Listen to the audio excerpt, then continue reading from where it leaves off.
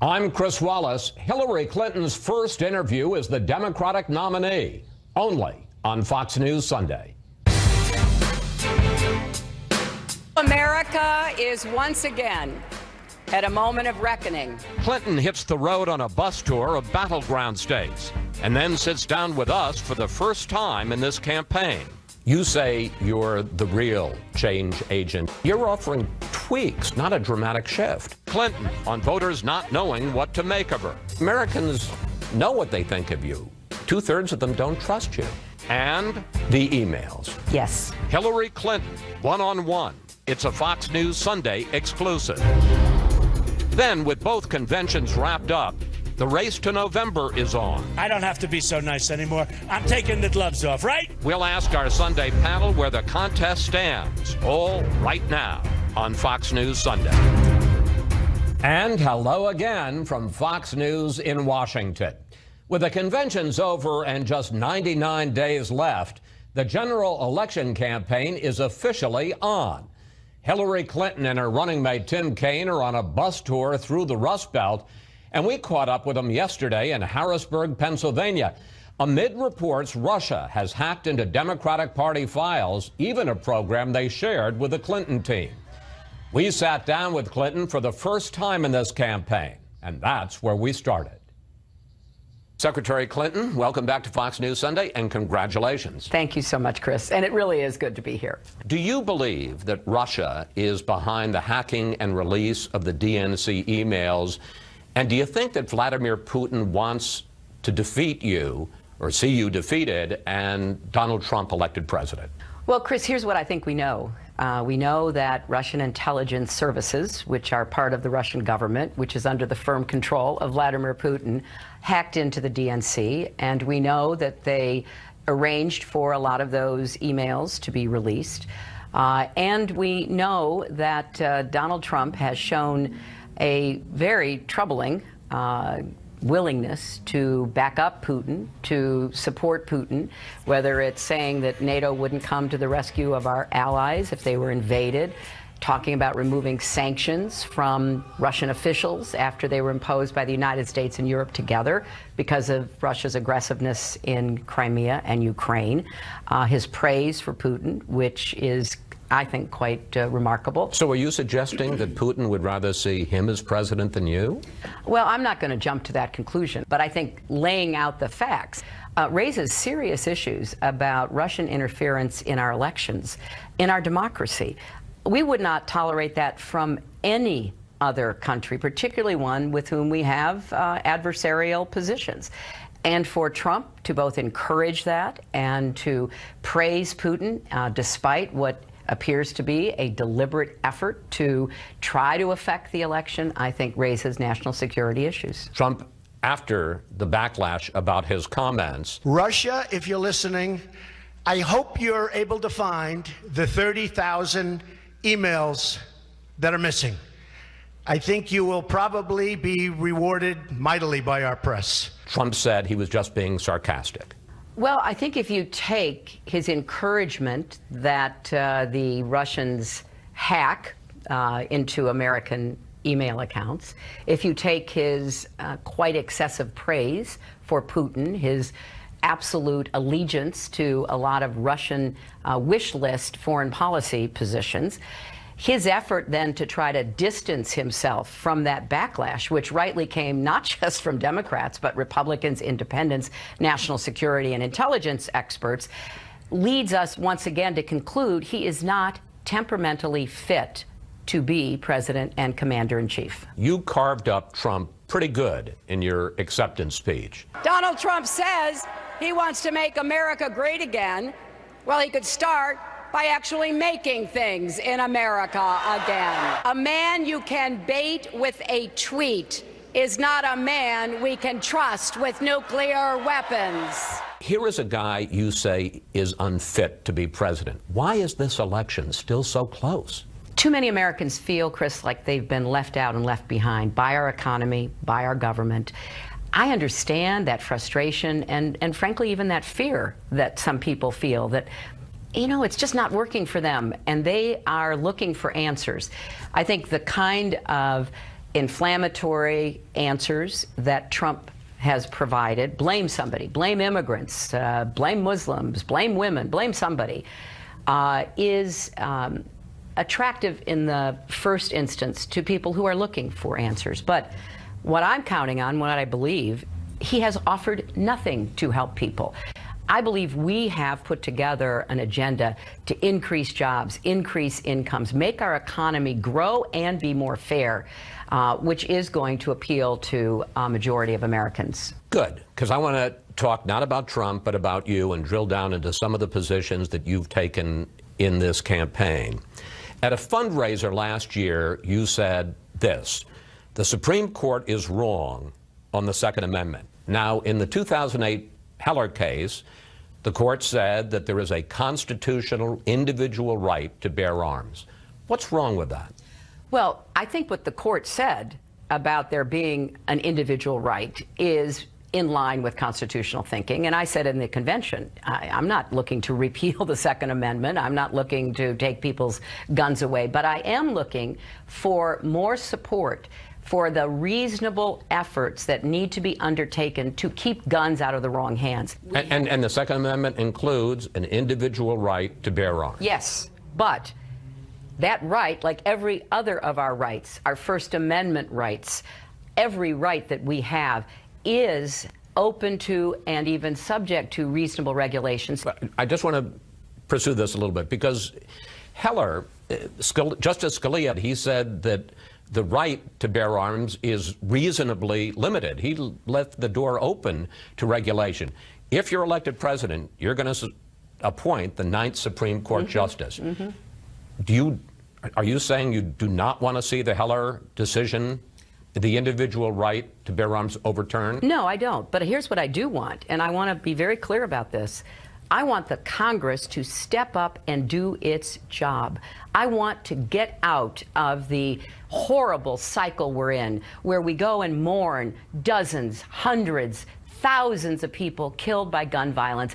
Everybody says, oh, let's pray, let's, send our hearts and our feelings, and then nothing happens. We're better than this. The gun lobby intimidates elected officials. The vast majority of Americans, including gun owners, support the kind of common sense reforms that I'm proposing. On immigration, you say that you would go even further than President Obama in deferring the deportation of people in this country illegally, and you say if Congress doesn't act, that you would support even tougher executive action. I want to ask you about separation of powers, because the Constitution is clear. All legislative powers reside in Congress. It doesn't say if Congress doesn't act, the president can do whatever he or she wants. Well, let's sort that out, because it's an important question. When it comes to immigration, I believe strongly that comprehensive immigration reform with a path to citizenship is not only good for people who are living under the shadow of deportation, it's good for our economy. So I think this is on the must-do list. And I hope that after this election, the Congress, which voted in a bipartisan way in 2010 and 2013 to actually take action, will come back and say, okay, let's do this together. But if they don't, well, if what they gives don't, you the right to do executive action? I mean, that's Congress's decision. There is a lot of precedent, legal precedent, about how presidents enforce the laws. Let's look at deportation. Whoever is president gets to determine what the priorities are. My priorities are deport criminals, violent criminals, as fast as we can. Deport anybody that we think even has a possible link to terrorism. But don't go rounding up hardworking mothers and fathers, taking them out of the factories or the hotels or the homes where they're working, making them disappear and leaving their children alone. That doesn't make any sense to me. But if you're talking about executive action that's going to affect not a few people or 100 people, I understand prosecutorial discretion, but that's going to affect millions of people, aren't you changing the law? Aren't you writing the law? No, because here's what I think. The Supreme Court has sent back for trial the challenges to the president's authority to take categories of people and remove the threat of deportation. And as president, you would be able to name the justice who could break the tie. Well, but first let's go and have the trial. that is true, that I hope that I will have that chance, because it's not just that, it's Citizens United. It's a lot of things that I think the current court got wrong, respectfully, for our democracy. So you'd for like how to see we all govern those things ourselves. change with your Supreme Court justice? Well, whoever the next president is will get to appoint at least one, maybe more Supreme Court justices. And there are a lot of decisions that I approve of that this court has made, first and foremost, marriage equality. But there are decisions that I do think, when taken to their natural conclusion, have hurt our democracy, have undermined our economy. But what about precedent? A precedent is absolutely in line. You know, I taught law. I'm a recovering lawyer. I know that precedent is something that you look to, but I also know that courts can take a look at precedent and determine that maybe they weren't right the first time. You say you're the real change agent in this campaign, but I think it's fair to say that you're building on the Obama agenda. You're not rejecting it. 69% of Americans think that we're on the wrong track. We just found out that GDP growth in this last quarter was 1%. It's the slowest economic recovery since 1949. And you're offering tweaks, not a dramatic shift. Well, I think what I'm offering are proven results. I think what I'm offering is that we can build on where we are. We've dug ourselves out. We're standing, but we're not yet running. I'm not happy with the status quo. I've said that repeatedly. But you're offering more government programs, well, but more spending, more entitlements, more taxes, more tax penalties and credits. Well, but let's unpack that. What I'm offering is the biggest job creation program since World War II, and I hope to be able. But it's infrastructure. That's what Obama did. But he didn't get to do enough. And he didn't get enough support from the Congress. It took years this time under President Obama to do something. We've got roads, bridges, tunnels, ports, airports, water systems, all failing, all being less than efficient in a time when we want to lift our economy and take on the rest of the world. And we've got some new challenges. We need a new electric grid. But a lot of this is government. That's my point. No, but it's going to be public-private sector. I mean, I'm looking for ways to start a national infrastructure bank. Seed it with federal dollars, but bring in private investors who want to make those commitments. I believe that America is ready for this, Chris, because we need to rebuild our infrastructure, which will create millions of jobs, and lay the foundation for many more millions to come. Coming up, much more from our exclusive interview with Secretary Clinton. We ask her about Benghazi and the emails, and her biggest concern when she gave her acceptance speech. A look outside the Beltway at Pennsylvania's state capitol in Harrisburg, where we had the first interview with Hillary Clinton since she became the Democratic nominee. Perhaps the biggest challenge the Clinton campaign faces now is trying to deal with the doubts that millions of voters have about her honesty. We asked her about the key flashpoints, Benghazi, and her private emails. One of the most dramatic moments in the Republican convention was when Pat Smith, the mother of Sean Smith, one of the people who died in Benghazi, stood up before the convention and blamed you for her son's death. I blame Hillary Clinton. I blame Hillary Clinton personally for the death of my son. That's personally. She and the father of Tyrone Woods both say that on the day that their sons' bodies were returned to the United States, that you came up to them and you said it was all because of a video, not terrorism. Now, I know some of the other families disagree with this, and I know you deny it. My question is, why would they make that up? Chris, my heart goes out to both of them. Losing a child under any circumstances, especially in this case, to State Department employees, extraordinary men, both of them, to CIA contractors, gave their lives protecting our country, our values.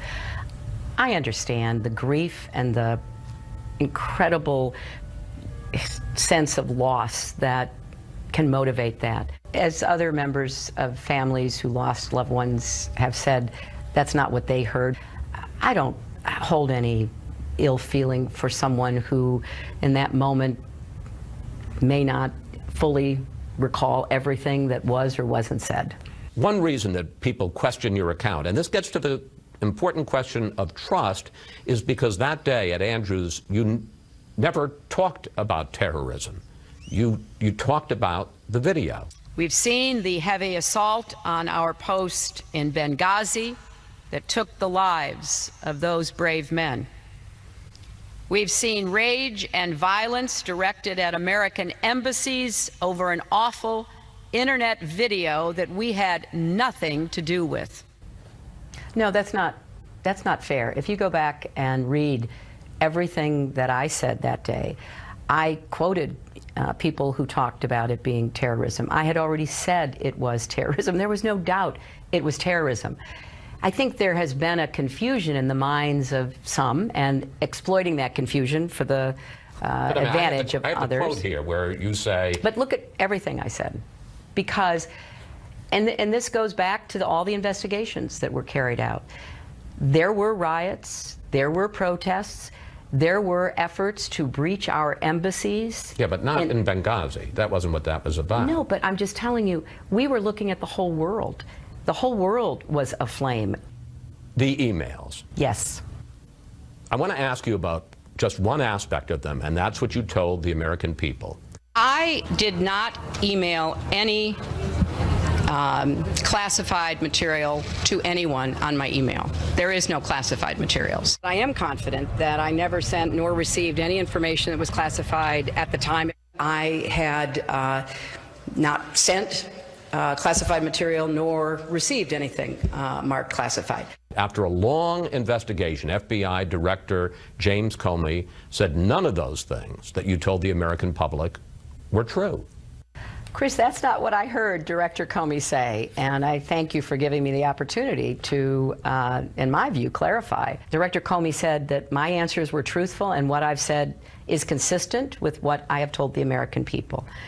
That there were decisions discussed and made to classify retroactively certain of the emails. I was communicating with over 300 people in my emailing.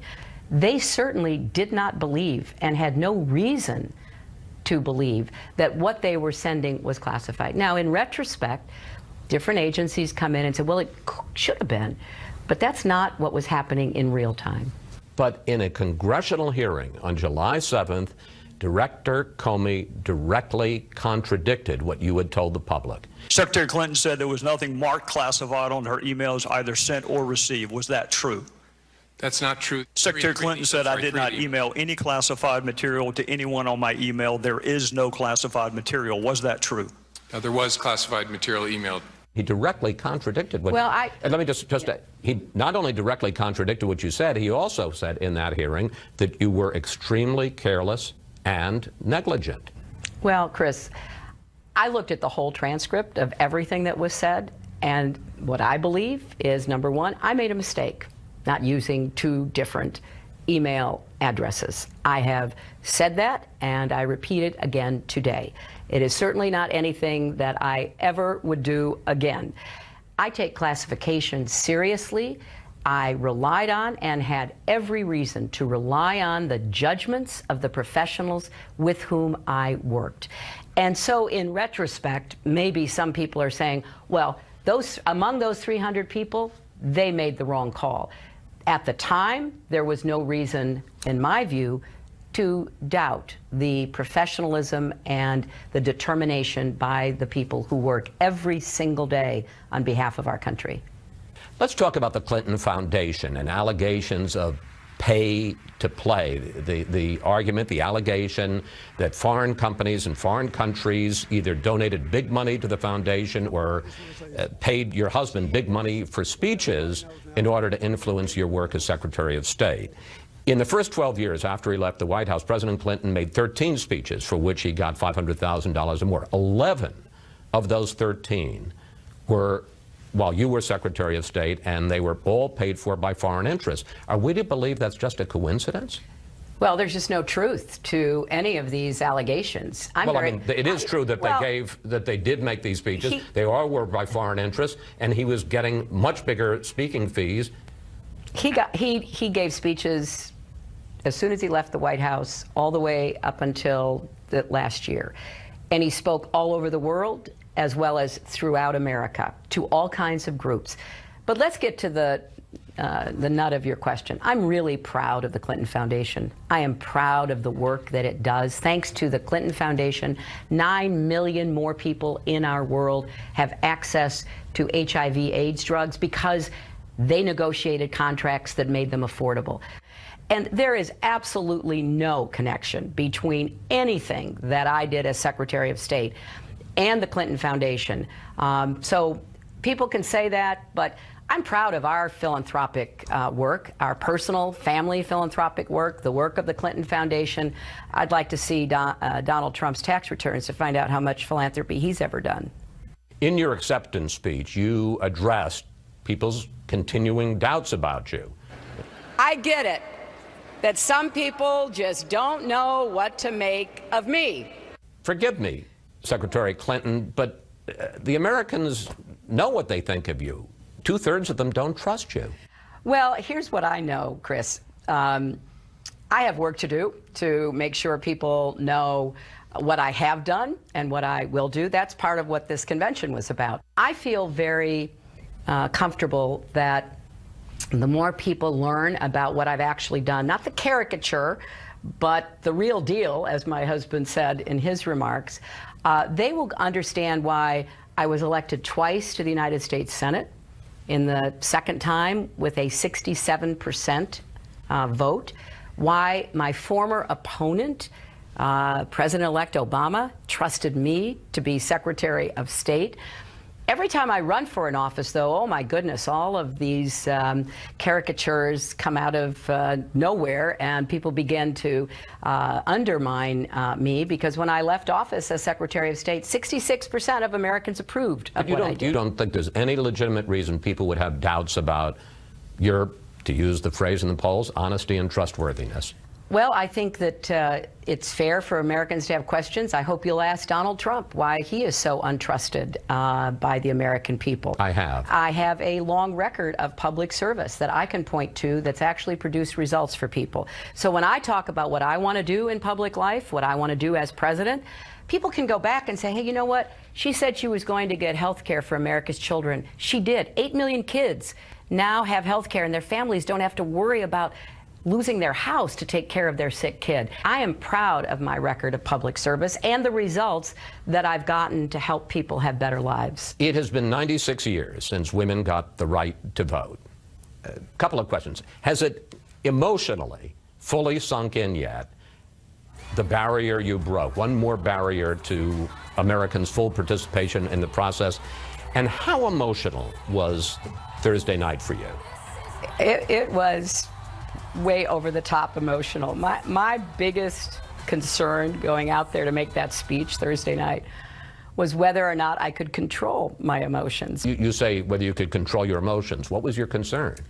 That I would start crying. I mean, that was my big concern. Also, watching my daughter and having her waiting on stage when I came out, I was pretty concerned about whether I'd make it through the speech. You talked a lot in the convention about your mom. Yes. And about her hard childhood and about her resilience and the lessons she taught you. I wonder, in these last few days, have you been thinking of her, and what do you imagine she's thinking of you? Oh, Chris, I've thought about her. Well, I think about her every day, and particularly during the convention. I thought a lot about her when Chelsea got up to speak, because she and my daughter were so close, and I thought a lot about her when I walked out onto that stage to deliver that address.